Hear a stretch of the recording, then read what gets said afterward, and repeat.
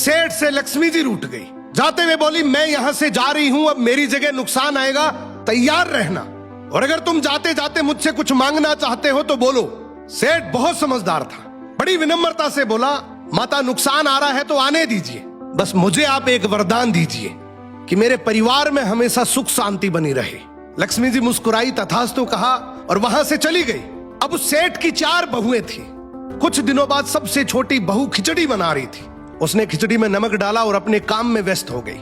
तभी दूसरी बहू आई और उसने खिचड़ी को बिना चखे ही और नमक डाल दिया और वो भी अपने काम में व्यस्त हो गई। ऐसे एक एक करते तीसरी और चौथी बाकी की 2 बहुएं भी आई, उन्होंने भी खिचड़ी को बिना चखे ही उसमें नमक डाल दिया। अब रात को सबसे पहले सेठ खाना खाने बैठा।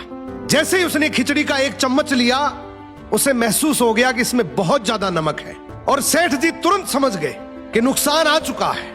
किसी से कुछ नहीं कहा, चुपचाप खिचड़ी खाई और चला गया। अब सेठ के बाद खाना खाने की बारी आई सबसे बड़े बेटे की। बेटे ने खिचड़ी का 1 निवाला लिया। उसने परिवार वालों से पूछा, पिताजी ने खाना खा लिया? उन्होंने कुछ कहा? तो बाकी सबने जवाब दिया, हाँ पिताजी ने तो खाना खा लिया, लेकिन किसी से कुछ नहीं कहा। तो बड़े बेटे ने भी चुपचाप खिचड़ी खाई और चला गया।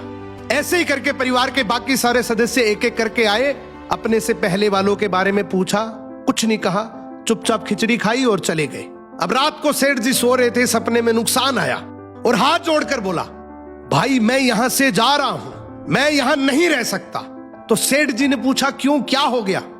नुकसान बोला, तुम सबने मिलकर 1 किलो नमक खा लिया, पर मजाल है कोई किसी पर नहीं चिल्लाया, किसी ने गुस्सा नहीं किया, सब शांत रहे।